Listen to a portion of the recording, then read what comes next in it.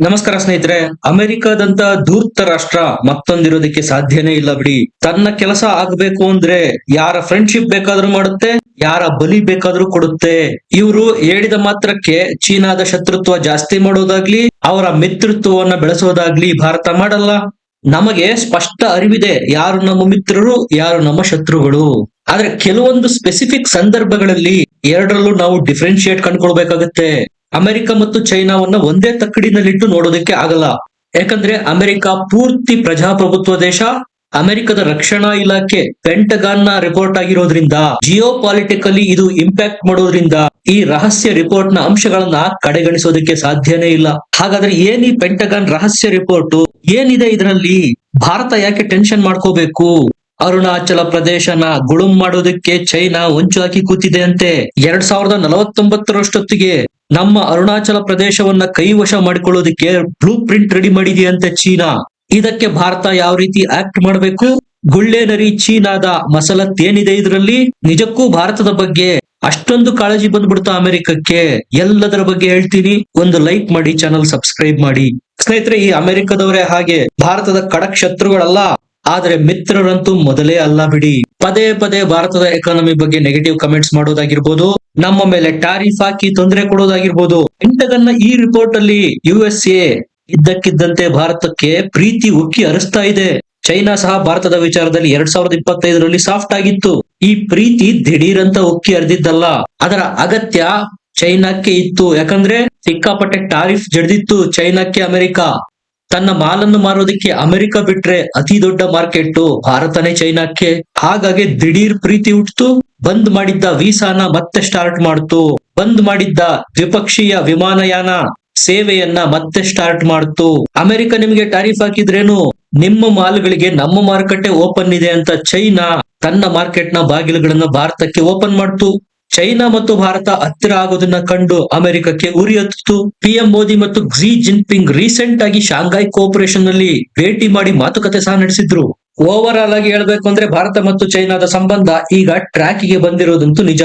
China economy collapse ಆಗ್ತಾ ಇದೆ. ಮುಳುಗೋನಿಗೆ ಹುಲ್ಲು ಕಡ್ಡಿ ಆಸರೆ ಸಿಕ್ಕರೂ ಬದುಕುಳಿಯುವ ಸಾಧ್ಯತೆಗಳಿರ್ತವೆ. ಭಾರತ ಆ ಆಸರೆ ಕೊಟ್ಟಿರೋದು. ಈ ಬದಲಾವಣೆಗಳು ದಿಢೀರಂತ ಆಗಿದ್ದಲ್ಲ.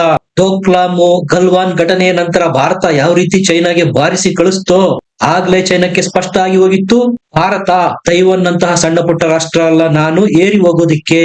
ಹೊಸ ಟೆನ್ಷನ್ ಶುರುವಾಗಿತ್ತು ಚೀನಾಗೆ. ನಾವೇನಾದ್ರೂ ಭಾರತವನ್ನು ವಿರೋಧ ಮಾಡಿದ್ರೆ ಭಾರತದ ಶತ್ರು ರಾಷ್ಟ್ರನೇ ಚೀನಾ ಭಾರತವನ್ನು ವಿರೋಧ ಮಾಡುತ್ತೆ. ಆದ್ರೆ ನಾನು ಹೇಳ್ತಾ ಇರೋದು ಬಹಿರಂಗವಾಗಿ ಭಾರತವನ್ನ ವಿರೋಧ ಮಾಡಿದ್ರೆ ಮತ್ತಷ್ಟು ಭಾರತ ಅಮೆರಿಕಕ್ಕೆ ಹತ್ರ ಹೋಗ್ಬಿಡುತ್ತೆ.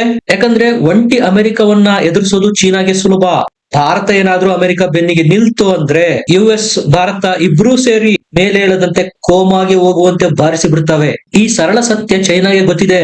ಹಾಗಾಗಿ ಅಮೆರಿಕ ಟ್ಯಾರಿಫ್ ಹಾಕಿದ ತಕ್ಷಣ ಭಾರತದ ಮೇಲೆ ಪ್ರೀತಿ ಉಕ್ಕಿ ಹರಿದು ಬಿಡ್ತು ಚೈನಾಕ್ಕೆ. ನಮ್ಮ ಮಾರುಕಟ್ಟೆಗೆ ನಿಮಗೆ ಯಾವುದೇ ಅಭ್ಯಂತರ ಇಲ್ಲ ಅಂತು.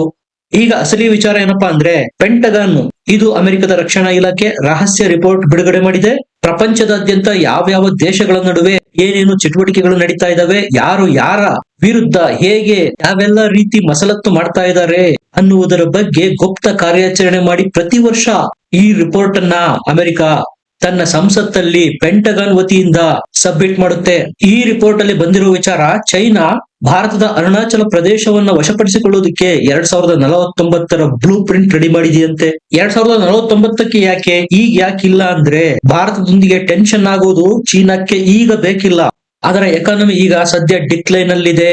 ಚೈನಾದ ಟಾರ್ಗೆಟ್ ಪ್ಲಾನ್ ಅಲ್ಲಿ ಅಂದ್ರೆ ಯಾವ ಸ್ಥಳಗಳನ್ನ ವಶಪಡಿಸಿಕೊಳ್ಳಬೇಕು ಅನ್ನೋದರ ಒಂದು ಲಿಸ್ಟ್ ಇದೆಯಂತೆ. ಮೊದಲ ಟಾರ್ಗೆಟ್ ತೈವಾನು, ಎರಡನೇದು ಸೌತ್ ಚೈನಾ ಸೀ ನಲ್ಲಿ ಹಿಡಿತ ಸಾಧಿಸೋದು, ಸೆಂಕಾಕು ಐಸ್ಲ್ಯಾಂಡ್ ನ ಕಬ್ಜಾ ಮಾಡೋದು, ನಾಲ್ಕನೇದು ನಮ್ಮ ಅರುಣಾಚಲ ಪ್ರದೇಶವನ್ನು ವಶಪಡಿಸಿಕೊಳ್ಳೋದು. ಇದನ್ನೇ ಅಮೆರಿಕದ ಪೆಂಟಗಾನ್ ಸೀಕ್ರೆಟ್ ರಿಪೋರ್ಟ್ ಅಲ್ಲಿ ಹೇಳಿರೋದು.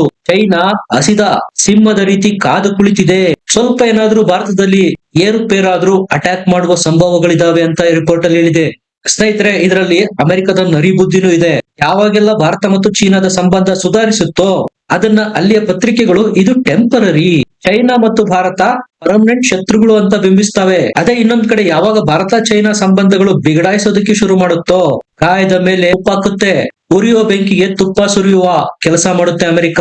ಭಾರತ ಏನು ನಾವು ಚೈನಾದ ಮೇಲೆ ಯುದ್ಧ ಮಾಡೋ ಸಂದರ್ಭ ಬಂದ್ರೆ ಅಮೆರಿಕ ನಮ್ಮ ಬೆನ್ನಿಗೆ ನಿಲ್ಲುತ್ತೆ ಅನ್ನುವ ಯಾವುದೇ ಭ್ರಮೆನಲ್ಲಿಲ್ಲ. ಅಮೆರಿಕದ ಕುತಂತ್ರಿ ನರಿ ಬುದ್ಧಿ ಭಾರತಕ್ಕೆ ಗೊತ್ತಿದೆ. ಹಿಮಾಲಯದ ಬಾರ್ಡರ್ ಉದ್ದಕ್ಕೂ ಎಣ್ಣೆಯಂತಹ ರಸ್ತೆಗಳನ್ನ ರೆಡಿ ಮಾಡಿ ಕಾದು ಕುಳಿತಿದೆ ಭಾರತ. ಚೈನಾ ಏನಾದ್ರೂ ಅಂತಹ ದುಸ್ಸಾಹಸಕ್ಕೆ ಕೈ ಹಾಕೋದಕ್ಕೆ ಪ್ರಯತ್ನ ಮಾಡಿದ್ರು, ಚೈನಾ ಕಮಕ್ ಕಿಮಕ್ ಅಂದ್ರು ಚಿಟಕೆ ಒಡೆಯುವಷ್ಟರಲ್ಲಿ ಲಕ್ಷ ಲಕ್ಷ ಭಾರತದ ಸೈನಿಕರನ್ನ ಗಡಿಗೆ ತಂದು ನಿಲ್ಲಿಸೋ ತಾಕತ್ತು ಭಾರತಕ್ಕಿದೆ. ಈಗ ಇಂಟ್ರೆಸ್ಟಿಂಗ್ ಏನಪ್ಪಾ ಅಂದ್ರೆ, ನೀವು ಈ ರಿಪೋರ್ಟ್ ಓದಿದ್ರೆ ಯಾರ ಮಾತನ್ನ ನಂಬಬೇಕು, ಯಾರ ಮಾತನ್ನ ನಂಬಬಾರ್ದು ಒಂದು ಗೊತ್ತಾಗಲ್ಲ. ನಮಗೆ ಚೀನಾ ದೊಡ್ಡ ಶತ್ರುನ, ಅಮೆರಿಕ ನಮ್ಮ ಹಿತಶತ್ರುನ ಅಂತ ಕನ್ಫ್ಯೂಸ್ ಆಗಿ ಹೋಗ್ಬಿಡ್ತೀರ. ಸ್ನೇಹಿತರೆ, ಸರಳ ಸತ್ಯ ಇಷ್ಟೇ. ಅಮೆರಿಕಾನು ಸತ್ಯ ಹೇಳಲ್ಲ, ಚೀನಾನು ಸತ್ಯ ಹೇಳಲ್ಲ. ಎಲ್ಲರೂ ಅವರ ಮೂಗಿನ ನೇರಕ್ಕೆ ಮಾತಾಡೋದು, ಅವರ ಹಿತಾಸಕ್ತಿಯನ್ನ ನೆನಪಿನಲ್ಲಿಟ್ಟುಕೊಂಡೇ ಮಾತಾಡೋದು, ಅವರ ಕನ್ಸರ್ನ್ಸ್ ನ ಗಮನದಲ್ಲಿಟ್ಕೊಂಡೇ ಯಾವುದೇ ರಿಪೋರ್ಟ್ ರೆಡಿ ಆಗೋದಿದ್ರು ಆಗೋದು. ಅಮೆರಿಕ ಸಹ ಈ ಪೆಂಟಗನ್ ರಿಪೋರ್ಟ್ ನ ಅದೇ ರೀತಿ ಮಾಡಿರೋದು. ಈಗೇನು ಭಾರತ ಮತ್ತು ಚೀನಾ ವ್ಯಾಪಾರ ಸಂಬಂಧ ಪುನಃ ಪ್ರತಿಷ್ಠಾಪನೆ ಮಾಡಿದವೋ ಇದು ಟೆಂಪರರಿ ಅಂತೆ. ಯಾವಾಗ ಬೇಕಾದ್ರೂ ಭಾರತ ಚೀನಾ ಸಂಬಂಧ ಅಳಿಸಬಹುದು ಅನ್ನುತ್ತೆ ಅಮೆರಿಕ. ಫನ್ನಿ ಫ್ಯಾಕ್ಟ್ ಏನಪ್ಪಾ ಅಂದ್ರೆ, ಈ ರಿಪೋರ್ಟ್ ಅಲ್ಲಿ ಅಮೆರಿಕ ಹೇಳಿರೋದು ಚೈನಾ ಭಾರತ ಮತ್ತು ಅಮೆರಿಕ ದ್ವಿಪಕ್ಷೀಯ ಸಂಬಂಧವನ್ನ ಡ್ಯಾಮೇಜ್ ಮಾಡೋದಕ್ಕೆ ಪ್ರಯತ್ನ ಮಾಡ್ತಾ ಇದೆಯಂತೆ. ಭಾರತ ಮತ್ತು ಅಮೆರಿಕ ದ್ವಿಪಕ್ಷೀಯ ಸಂಬಂಧವನ್ನ ಡ್ಯಾಮೇಜ್ ಮಾಡಿದವರಿಗೆ ನೊಬೆಲ್ ಪ್ರೈಸ್ ಕೊಡಲಾಗುವುದು ಅಂತ ಏನಾದ್ರೂ ಘೋಷಣೆ ಮಾಡೋದಾದ್ರೆ ಆ ಪ್ರೈಸ್ ಟ್ರಂಪ್ಗೆ ಸಿಕ್ಬಿಡುತ್ತೆ. ಅಮೆರಿಕದ ಈ ಮಾತನ್ನ ಕೇಳಿ ಎಲ್ಲಿಂದ ನಗಬೇಕೋ ಗೊತ್ತಾಗಲ್ಲ. ಭಾರತ ಮತ್ತು ಅಮೆರಿಕ ಸಂಬಂಧವನ್ನ ಕೆಟ್ಟು ಕುಲುಗೆಡಿಸಿದ್ದೆ ಈ ಟ್ರಂಪ್ ಅಧಿಕಾರಕ್ಕೆ ಬಂದ ಮೇಲೆ. ಯಾಕಂದ್ರೆ ಈ ವ್ಯಕ್ತಿಗೆ ಕ್ಲಾರಿಟಿನೇ ಇಲ್ಲ, ಭಾರತ ತನ್ನ ವಿರೋಧಿನೋ ಚೈನಾ ತನ್ನ ವಿರೋಧಿನೋ. ಇಡೀ ಪ್ರಪಂಚನೇ ಟ್ಯಾರಿಫ್ ನಿಂದ ಗೆದ್ದು ಬಿಡ್ತೇನೆ ಅಂತ ಹೊರಟ ಈತ ಟ್ಯಾರಿಫ್ ಹಾಕಿದ ಥರ್ಡ್ ಕ್ವಾರ್ಟರ್ ಅಲ್ಲಿ ಭಾರತದ ಅಭಿವೃದ್ಧಿ ವೇಗ ಎಷ್ಟಿತ್ತು ಗೊತ್ತಾ? 7.8. ಫೋರ್ತ್ ಕ್ವಾರ್ಟರ್ ಅಲ್ಲಿ ಭಾರತದ ಅಭಿವೃದ್ಧಿಯ ವೇಗ 8.2ಕ್ಕೆ ಜಿಗಿತು.